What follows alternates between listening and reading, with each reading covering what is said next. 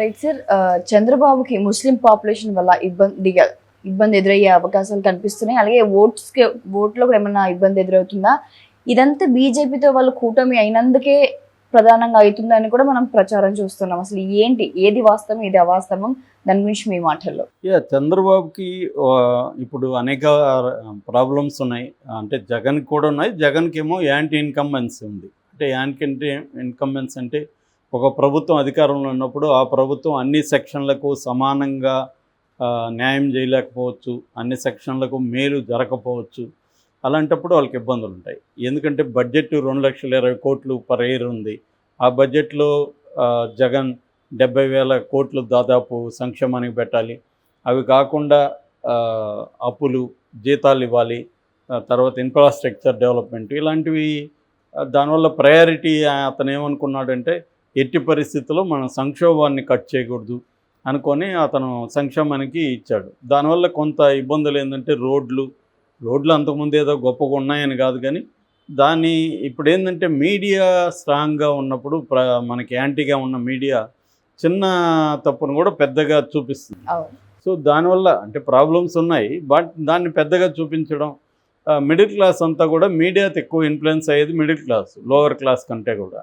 So అలాగా కొంత urban సెక్షన్స్లో జగన్కి వ్యతిరేకం ఉండడం, అట్లాగే సంక్షేమాలు రాని వాళ్ళల్లో నేనే ప్రత్యక్షంగా చూస్తే ఒక రకమైన జలసీ ఉంటుంది. అంటే పేదవాళ్ళని సోమరులను చేస్తున్నాడు జగన్, ఫ్రీగా ఇస్తే ఎట్లా అనే ఒక ఇది ఉంది. ఇదే వీళ్ళే మళ్ళీ డబ్బులున్న వాళ్ళకి బ్యాంక్స్ ఇస్తుంటారు. ఇదే మాట్లాడేవాడే వీడికి ఎక్కడన్నా ల్యాండ్ ఉంటే వీడు ఆ ల్యాండ్లో ఏం పని చేయకపోయినా రైతు ఆసరానో రైతు బంధు వస్తుంటే తీసుకుంటుంటారు. ఇలాంటి ఒక సెక్షన్ ఉంటుంది. వీళ్ళు ఉచిత పథకాలకు వ్యతిరేకం. నిజానికి మన దేశంలో పెద్ద ఎత్తున డబ్బులంతా కూడా ఎక్కడికి పోతుందంటే అల్ట్రా రిచ్ దగ్గరికి వెళ్ళిపోతుంది. బ్యాంకుల్లో 20 లక్షల కోట్ల అప్పులు ఉన్నాయి పెద్దవాళ్ళకి. వాళ్ళని ఇప్పుడు 9,000 కోట్ల అప్పులు ఉన్నాయి. ఎవరికి? నీరవ్ మోడీ వాడు బ్రిటన్లో కూర్చున్నాడు. అతన్ని ఓడి పట్టుకో, అతను ఆ 9,000 కోట్లు ఉంటే ఇక్కడ ఒక రైతు బంధుకో ఇంకో దానికి పనికి వస్తుంది కదా. అట్లాగా 1,000 కోట్లు ఒక్కొక్కరే తీసుకుని వెళ్తున్నారు. అలాగా లాస్ట్ ఇయర్ వరకు చూస్తే ఎన్ఎల్పి అంటారు, నాన్ పర్ఫార్మింగ్ అసెట్స్. సో అవి దాదాపు 20 లక్షల కోట్లు ఉన్నాయని చెప్తున్నాం పార్లమెంట్లో. సో 20 లక్షల కోట్లుంటే ఊహించుకోవచ్చు మనం ఎన్ని రాష్ట్రాలకి ఫ్రీగా ఇవ్వచ్చు. రెండోది ఏంటంటే ఉచిత పథకాలన్నీ ఫ్రీగా ఇవ్వడం కాదు. ఇప్పుడు స్కూల్స్ మీద పెడితే అది ఇన్వెస్ట్మెంటే, హ్యూమన్ రిసోర్స్ మీద ఇన్వెస్ట్మెంటు. హెల్త్ సెక్టర్ మీద పెడితే అది హ్యూమన్ రిసోర్స్ మీద ఇన్వెస్టే. కాబట్టి ఇప్పుడు అమ్మఒడి ఇట్లాంటివన్నీ ఫ్రీగా ఇచ్చినట్టు కాదు, అది ఇన్వెస్ట్మెంట్, గవర్నమెంట్ ఇన్వెస్ట్మెంట్ పెడుతుంది. ఇప్పుడు మనకి పెద్ద పెద్ద ఇంజనీరింగ్ కాలేజీలు లేకపోతే ఐఐటీలు వాటి మీద అంతా ఇన్వెస్ట్ చేయడం వల్లే కదా నెహ్రూ టైంలో ఇవాళ మనకి టెక్నాలజికల్గా సర్వీస్ ఇండస్ట్రీలో మనం చాలా బలంగా ఉండడానికి కారణం ఏంటి? ఎడ్యుకేషన్ ఇన్స్టిట్యూట్స్ స్ట్రాంగ్గా ఉన్నాయి. ఇప్పుడు యూరోప్లో కానీ అమెరికాలో కానీ ఫ్రీ ఎడ్యుకేషనే ఉంటుంది. సో ఎడ్యుకేషన్ మీద జగన్ పెట్టడం అనేది ఉచిత పథకాలు ఏం కాదు. అట్లాగే రైతులకి ఇచ్చే 13,500 సంవత్సరానికి రైతులకి ఇచ్చేది వెరీ జస్టిఫైబుల్, న్యాయమైన ఇదే అది. ఎందుకంటే రైతులు చాలా కష్టపడుతుంది. కాకపోతే అర్హులైన వాళ్ళకే ఇవ్వాలనేది ఎవరైనా మాట్లాడచ్చు. కానీ ప్రతి పథకంలో కూడా ఎంతో కొంత ఇబ్బందులు ఉంటాయి. ఏ పథకం మంచిది చేయాలనుకున్నా అందులో 10% అర్హులు కాని వాళ్ళు కూడా తీసుకుంటుంటారు. అంత మాత్రాన్ని 90% కట్ చేయాలని మాట్లాడడం కూడా న్యాయమైంది కాదు. అలాగా అన్నిటినీ ఒక గాట కట్టి ఉచిత పథకాలని మాట్లాడకుండా ఇప్పుడు ముసలి వాళ్ళకి ఇస్తున్నారు.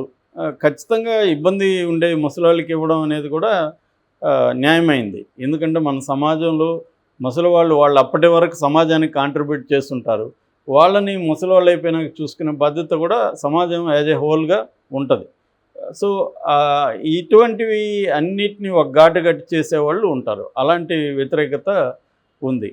అయితే ఇప్పుడు చంద్రబాబుకి ఏమైందంటే బీజేపీతో కలిస్తే ఉపయోగం ఉంటుంది అనుకొని చంద్రబాబు దిగాడు. ఆయన బయటికి చెప్తున్న ఉపయోగం ఏంటంటే రాష్ట్రానికి మేలు జరుగుతుంది, బీజేపీ మళ్ళీ సెంట్రల్లో వస్తుంది కాబట్టి మనం ఏదన్నా సాధించుకోవచ్చు అని. మళ్ళీ వీళ్ళే విమర్శ ఏంది, జగన్ ఇప్పటి వరకు ఏమి సాధించలేదు అని. మరి వీళ్ళు ఎలా సాధిస్తారో దానికి ఆన్సర్ చెప్పట్లే. రేపొద్దున బీజేపీ కూడా అబ్సల్యూట్ మెజారిటీతో అధికారంలోకి వస్తుంది. చంద్రబాబు అవసరం ఏమి ఉండదు. అప్పుడు చంద్రబాబు ఎలా బీజేపీని వంచి తీసుకొస్తాడు? చంద్రబాబు మీద కూడా కేసులు ఉన్నాయి, జగన్ మీద కూడా ఉన్నాయి. సో అదేమీ చెప్పట్లేదు. రెండోది, రాష్ట్రానికి ఇప్పటివరకు జగన్ కంటే కూడా బీజేపీనే ఎక్కువ నష్టం చేసిందనేది అందరూ నమ్ముతున్నారు, వాస్తవం కూడా. మరి దాన్ని ఏమన్నా ఈయన మార్చబోతున్నాడా? అవేమీ లేవు. కానీ చంద్రబాబు చెప్పంది ఏంటంటే, బీజేపీతో ఎందుకు పొత్తు పెట్టుకున్నాడంటే రెండే విషయాలు. ఒకటేమో పోల్ మేనేజ్మెంటు, రెండవది తన కేసులు లేకుండా చూసుకోవడం, తనని అరెస్ట్ చేయకుండా రేపు నెక్స్ట్. ఈ రెండు కారణాలతో ఆయన పొత్తు పెట్టుకున్నారు. ఆయన పాయింట్ ఆఫ్ వ్యూ నుంచి చూస్తే అదేం తప్పు కాదు, ఆయనకి అది అవసరం ఉంది, కరెక్టే. కానీ దీనివల్ల చాలా విషయాల్లో ఇబ్బందులు ఎదురవుతున్నాయి. ఒకటేంటంటే బీజేపీ పట్ల మంచి అభిప్రాయం లేదు.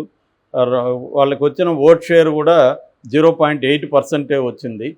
బీజేపీ వల్ల చంద్రబాబుకి కొన్ని ఇబ్బందులు ఉన్నాయి. ఒకటి, జనం నమ్మట్లేదు బీజేపీని. రెండోది, బీజేపీని ఎక్కువ రాష్ట్రానికి అన్యాయం చేసిందని నమ్ముతున్నారు. ఎందుకంటే ప్రత్యేక హోదా ఇవ్వలేదు, విశాఖ ఉక్కుని ప్రైవేట్ పరం చేస్తున్నారు, విభజన హామీలు ఏవి ఇవ్వలేదు, ఈ రాష్ట్రం నుంచి తెలంగాణ నుంచి ఆంధ్రప్రదేశ్కి రావాలన్న బాకీలనేమి ఇప్పించలేదు. ఇలాంటి అనేక విషయాలు ఉన్నాయి. సో ఈ కాంటెక్స్ట్లో కొత్తగా ఒక తలనొప్పి వచ్చి పడింది చంద్రబాబుకి. అదేంటంటే బీజేపీ అనేక అస్త్రాలను ఉపయోగించింది. రామజన్మ భూమికి సంబంధించిన ప్రతిష్ట కావచ్చు, ఇవన్నీ ఉపయోగించి ఇప్పుడు ఫైనల్గా ఎన్నికల టైంలో ఈ యాంటీ ముస్లిం స్టాండ్ గట్టిగా తీసుకుంది. అంటే ముస్లింలకు రిజర్వేషన్స్ ఇస్తుంది. అది కూడా ఆంధ్రప్రదేశ్లో కాంగ్రెస్ పార్టీ వైఎస్ రాజశేఖర రెడ్డి ఇచ్చాడు. ఆ రిజర్వేషన్ మేము తీసేస్తామని చెప్తున్నారు. సో ఇది ఇప్పుడు తలనొప్పి మారింది చంద్రబాబుకి. చంద్రబాబు ఖండించలేడు దాన్ని. నేను రిజర్వేషన్లో ఆపుతానంటాడు. ఈయన ఎలా ఆపుతాడు? సెంటర్గా అనుకుంటే పోనీ బీజేపీని ఏమన్నా ఈయన కంట్రోల్ చేయగలడా? సో ఇదంతా జనాలకి, ఇప్పుడు ముస్లిం పాపులేషన్ ఆల్రెడీ అభద్రతలో ఉన్నారు. వాళ్ళందరూ కూడా తీవ్రంగా కూటమికి యాంటీగా మారిపోయే అవకాశం ఉంది. ఆల్రెడీ ముస్లిం పాపులేషన్లో మెజారిటీ జగన్ వైపే ఉన్నారు. ఇప్పుడు ఈ బీజేపీ వైఖరి వల్ల ముస్లింలు అందరూ కూడా, దేశంలో ఉండే 15% ముస్లింలు ఉన్నారు మన పాపులేషన్లో. అంటే దాదాపు 25 కోట్ల మంది ఉన్నారు. ఈ 25 కోట్ల మంది యాంటీ బీజేపీ స్టాండ్ తీసుకునే అవకాశం ప్రధానంగా కనిపిస్తుంది. సో అది మనకి ఆంధ్రప్రదేశ్లో చూస్తే ఈ గ్రేటర్ రాయలసీమ అంటారు. గ్రేటర్ రాయలసీమ అంటే నెల్లూరు ప్లస్ రాయలసీమ, చిత్తూరు, కడప, కర్నూలు, అనంతపురం, ఈ 5 జిల్లాల్లో ముస్లిం పాపులేషన్ బలంగా ఉంటుంది.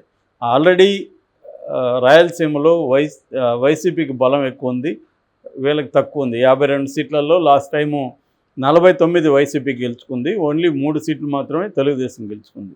ఇప్పుడు ఇంకా కూడా ఇబ్బందులు స్టార్ట్ అయ్యే అవకాశం ఉంది. అందుకని చంద్రబాబు నిన్న నెల్లూరు సభలో కూడా అనేక వరాలు ఇస్తున్నాడు. హజ్ యాత్రకి నేను ఈ డబ్బులు ఇస్తా, ఇవన్నీ వాళ్ళకి పనిచేయవు. నువ్వు ఎన్ని ఇచ్చినా రేపొద్దున సిఏఏ పేరుతో, ఉమ్మడి పౌరసత్వం పేరుతో, తర్వాత ఎన్ఆర్సీ నేషనల్ రిజిస్టర్ పేరుతో, ఇట్లాంటి రకరకాల పేరుతో ముస్లింలను ఇబ్బంది పెడుతున్నారు. ఫైనల్గా ఉన్న 4% రిజర్వేషన్, అది కూడా మత రిజర్వేషన్లు అని వీళ్ళు అంటున్నారు, కానీ మత రిజర్వేషన్ కాదు అది. ముస్లింలో పేదలు, ముస్లింలో 85% పసమంద ముస్లింలు అంటారు వాళ్ళని. వాళ్ళు ఏంటంటే మన దేశంలో ఉండే దళితులు, బీసీలు, ముస్లింలే కన్వర్ట్ అయిన వాళ్ళు, వాళ్ళకు ఉండే రిజర్వేషన్లు కూడా తీసేస్తామని బీజేపీ అంటుంది. మరి బీజేపీని ఈయన ఎట్లా ఎదిరించగలడు చంద్రబాబు? పోనీ ఇప్పుడేమన్నా అమిత్ షా దగ్గర ఆయన చెప్పించగలడా ఆంధ్రప్రదేశ్లో తీమని? వాళ్ళు చెప్తున్నదే ఆంధ్రప్రదేశ్ ఎగ్జాంపుల్ని, ఆంధ్రప్రదేశ్. సో ఇది బీజేపీ వల్ల చంద్రబాబుకి ఏంటంటే ముస్లిం ఓట్లు అనేవి ఆయనకి యాంటీ అయిపోయే అవకాశం కనిపిస్తూ ఉంది. సో దీన్ని ఎలా డీల్ చేస్తాడనేది అర్థం కాని పరిస్థితి. చంద్రబాబు చెప్తున్నాడు కానీ నమ్మశక్యంగా లేదు. ఎందుకంటే బీజేపీని చంద్రబాబు కంట్రోల్ చేయగలడా? ఎందుకంటే ఈయనకు వచ్చే ఎంపీ సీట్లు ఎన్ని, ఈయన అవసరం రేపు అక్కడ సెంటర్లో ఉంటుందా? ఎందుకంటే జగన్కి కూడా ఈయనతో ఆల్మోస్ట్ ఈక్వల్గానే వచ్చే అవకాశం ఉంది, అటు ఇటుగా ఉన్నా కూడా. సో జగన్ ఎట్లాగూ వాళ్ళకి అనుకూలంగా ఉన్నాడు. రాజ్యసభలో చంద్రబాబుకి 2 ఏళ్ల పాటు 0. మరి చంద్రబాబు ఎలా బీజేపీని కంట్రోల్ చేస్తాడు? బీజేపీ రేపు రిజర్వేషన్ తీసేస్తే చంద్రబాబు ఎలా అడ్డుకుంటున్నాడు? ఇది చెప్పలేకపోతున్నాడు చంద్రబాబు. అంటే అదేదంటారు, నలిగిపోతున్నాడు రెండు వైపులా. ఇటు బీజేపీని వ్యతిరేకించలేడు, ఇటు వీళ్ళకి హామీ గట్టిగా ఇవ్వలేడు.